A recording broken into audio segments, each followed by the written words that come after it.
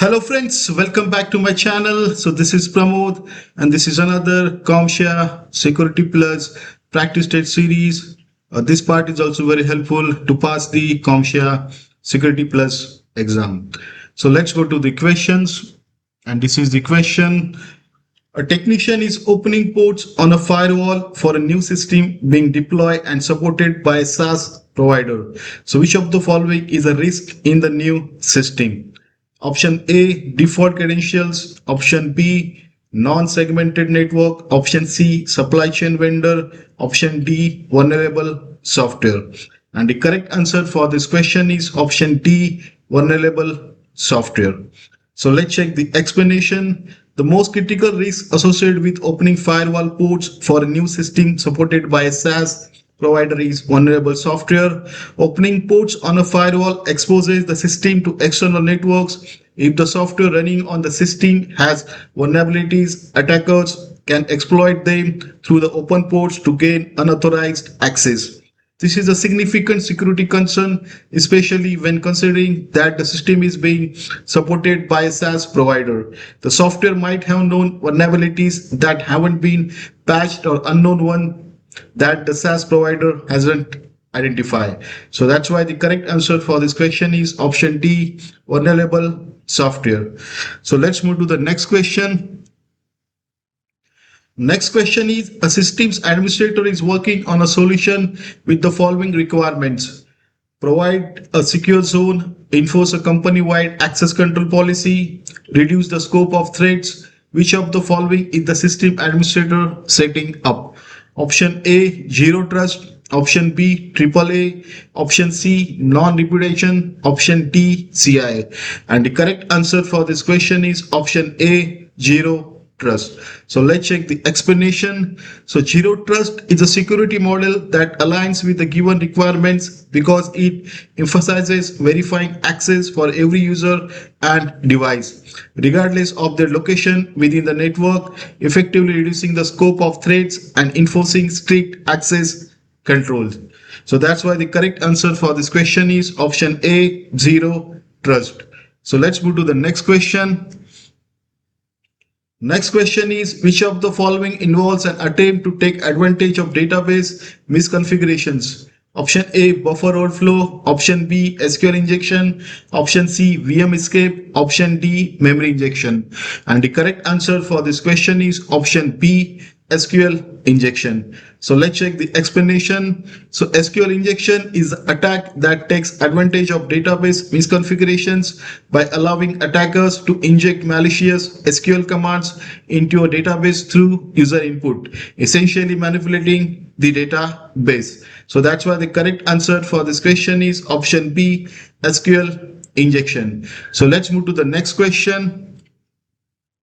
Next question is, which of the following is used to validate a certificate when it is presented to a user? Option A, OCSP. Option B, CSR. Option C, CA. Option D, CRC. And the correct answer for this question is option A, OCSP. And the explanation is, OCSP means Online Certificate Status Protocol. So this is the protocol used to check the validity status of a certificate in real time, verifying if it has been revoked or is still active. When a user presents a certificate, a system can use OCSP to query a certificate authority CA and get an update on its status. So that's why the correct answer for this question is option A, OCSP. So let's move to the next question. Next question is, one of a company's vendors sent an analyst a security bulletin that recommends a BIOS update. So which of the following vulnerability types is being addressed by the patch? Option A, virtualization. Option B, firmware. Option C, application. Option D, operating system. And the correct answer for this question is option B, firmware. So let's check the explanation. A BIOS, basic input output system, is a type of firmware that is essential for booting a computer. When a vendor recommends a BIOS update, they are addressing vulnerabilities specific to the firmware itself. So that's why the correct answer for this question is option B, firmware. So let's move to the next question.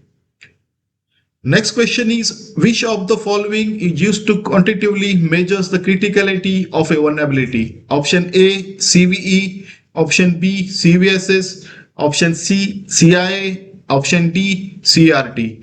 And the correct answer for this question is option B, CVSS. So let's check the explanation.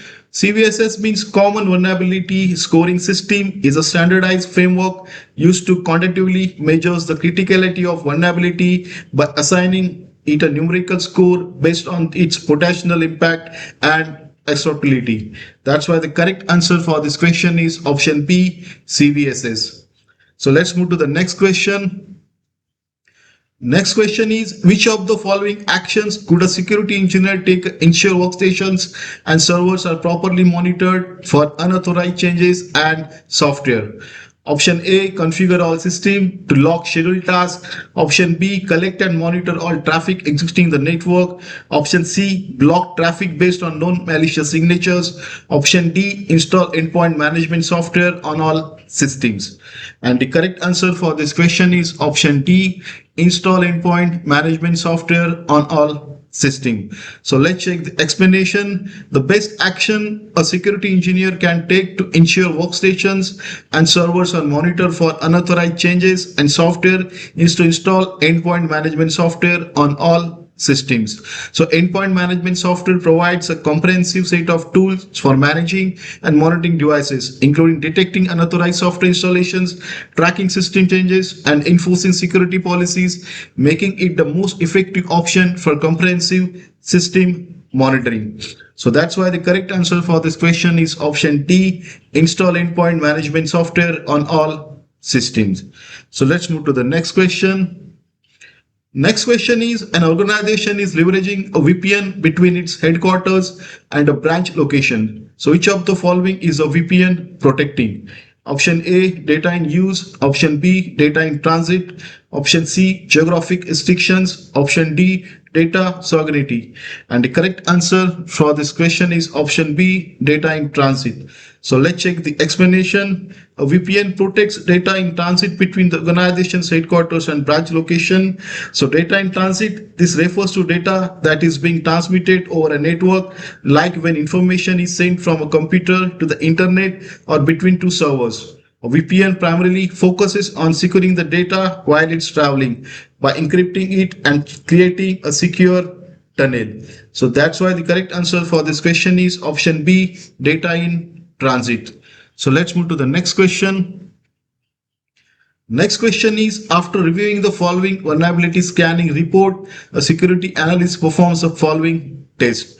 So which of the following would the security analyst conclude for this reported vulnerability? Option A, it is a false positive. Option B, a rescan is required. Option C, it is considered noise. Option D, compensating controls exit. And the correct answer for this question is option D, compensating controls exits. So let's check the explanation. The scenario describes a situation where a vulnerability scanner flags an issue, but further investigation by the security analyst reveals that a compensation controls, in this case encryption, is in place to mitigate the vulnerability. Since the control effectively addresses the risk, the reported vulnerability is not considered a true threat and is considered to be a compensated for. So that's why the correct answer for this question is option D, compensating controls exit. So I hope you're enjoying this video and this part has been successfully completed. So study hard, good luck, and thanks for watching. If you like this video, please don't forget to subscribe the channel to see more video like this. I will upload next part shortly. Thanks for watching. Thank you.